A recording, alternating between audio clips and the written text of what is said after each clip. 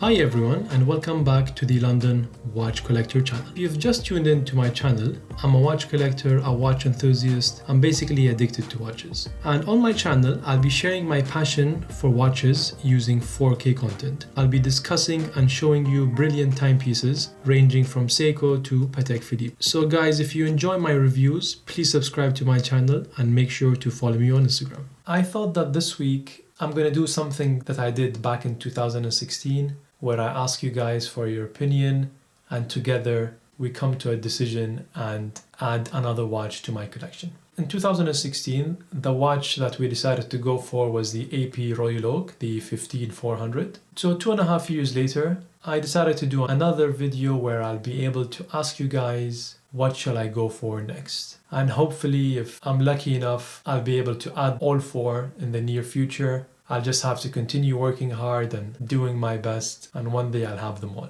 And I want this to be an inspirational message to all you guys out there. Nothing is impossible if you put your mind to it. In 2015, when I bought my first Rolex, I never even imagined that I'll be able to own a Rolex at a young age. Honestly, I just put my mind to it, and once you have your aim, once you have your target or a holy grail, just work your best to achieve it. And the four watches you see in front of you, they all have something in common, and that is that I want them all. If I'm lucky enough, I would want to add all four watches to my collection in the near future. They are not cheap watches, they're actually really high-end, expensive watches. Combined together, all four will cost you more than £130,000, and that is if you're lucky enough to buy them at retail. The problem with those watches, they all go for premiums other than the day date, I would say. So why did I choose those watches, and what do they mean to me? So the Royal Oak Open Worked or Skeleton 15407.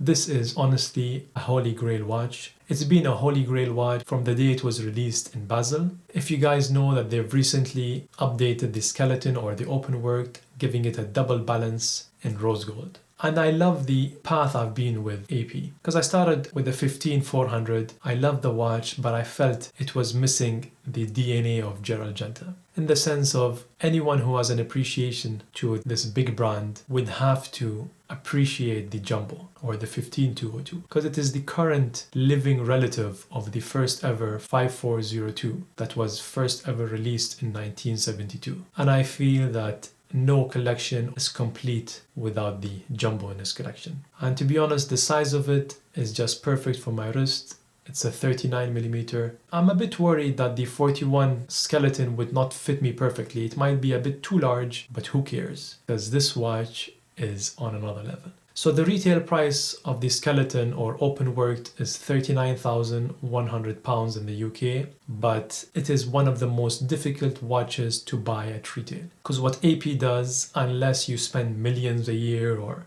you're a VVIP client and they know you really well, it is a difficult watch to get. And unfortunately, the current market price for this watch, or premium price as they call it, is above £58,000, which is a crazy amount. Will I ever pay the premium? Never, because I don't believe in premium. All it does is increase the grey market and people just flip their watches for a fast profit. So how difficult is this watch to get? It's very, very, very difficult. And to be honest, it's one of the watches that I want so badly out of those four. If I had the opportunity to buy it now, I would do it in a blink. Will I ever buy one? I really hope so. It's on my number one list if I can get it at retail. So let's hope that my wish will come true, and so will yours, and whatever holy grail watch you have out there, you will buy it and you will not pay a penny more than retail price. So the next one is a day date 40mm in platinum. How do you know it's in platinum? Because it's a smooth bezel. Currently, the day-date platinum is only in a smooth bezel because, believe it or not, Rolex was unable to find the correct machinery and tools to be able to create the fluted bezel on the very soft platinum material. So all the fluted bezels you see on the day dates, it's an indication that it's actually gold. It could be rose gold, could be white gold, could be yellow gold, but never platinum. So this watch is definitely on my list. But I wouldn't say it's one of the top up there, because honestly, I'm really happy with my current Rolex collection. And unfortunately with this day date, it's very close to a Datejust with a smooth bezel. The only difference would be the day as well as the president bracelet.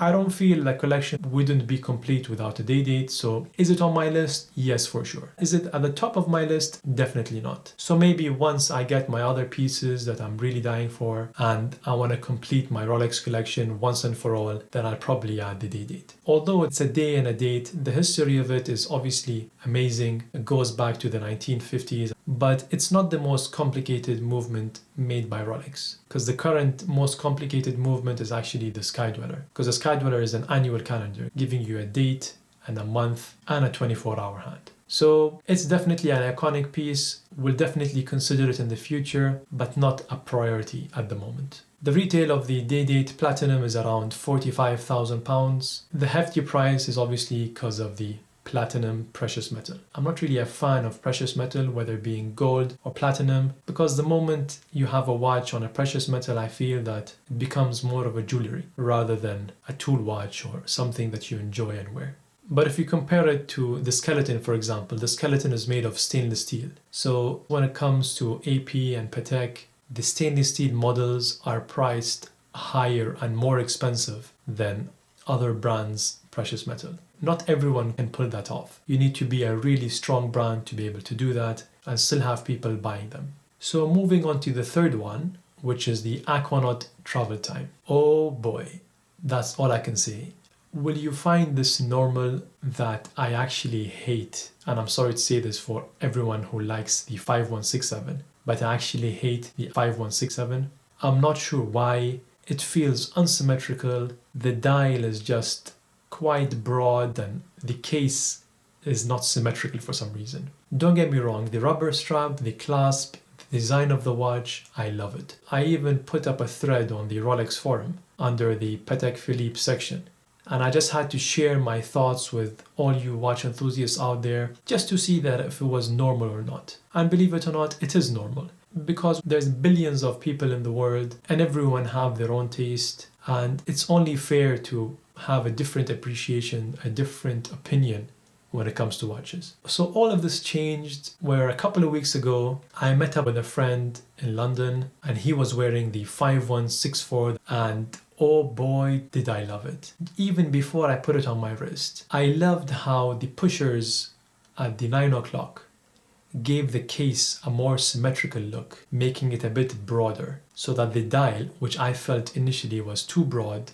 suddenly had some proportions to it. And to top that up, the analog sub-dial of the date between the 5 and 7 o'clock, along with the skeleton hand, just made this watch a perfect and a watch that I want to add to my collection as soon as possible. And the moment I put it on my wrist, the lightweight of it, the way it hugs your wrist, the amazing rubber strap, it just sank to me. And I mean on another level. I was on the phone the moment I got home with all the authorized dealers I know, everyone in a 50-mile radius trying to source this watch. And unfortunately, I'm still unable to get it, but hopefully, fingers crossed, I'll have it as soon as possible. So do I love it? Yes, I do. Did my mind change when it comes to the Aquanaut? Yes, it has. Would I ever buy a 5167? Definitely not.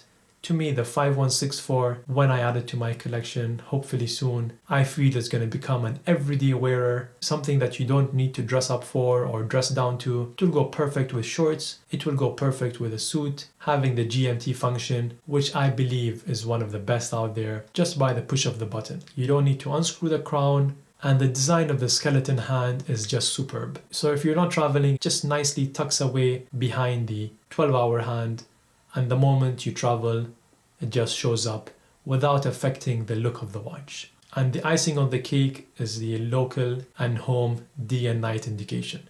So the white showing day and the blue showing night. And it's ingenious how a full mechanical watch can achieve all this within a 40mm case. So the retail price of this Aquanaut travel time reference 5164 is £26,050, and that's the retail price. Currently in the UK they go for a premium, not as high as the 5711, but it's still a premium, which is anything between 32 and £35,000. Once again, will I ever pay the premium? Never ever. I'm gonna put my head down and aim for this watch and hopefully one day buy it as well. So moving to the last one on the list, which is the 5711 white dial. And guys, I love this watch. It's such a classic, beautiful, elegant, sexy watch that I feel will also be added to my collection in the near future. Because to me, having the 5712 in the collection,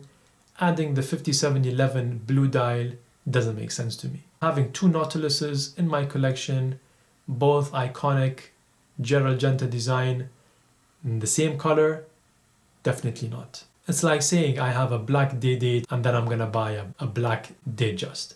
It just doesn't make sense. And not just that, I actually like the white dial way better than the blue dial because the piano dial just looks so elegant. Something about the looks of the watch, the aesthetics of it, it is just extremely elegant. Is it something that I'll be adding to my collection? Definitely. But the cheapest white dial I was able to find in the grey market was around £33,000, which is still £10,000 over the retail price. As I said, all the four watches is something that I see adding to my collection.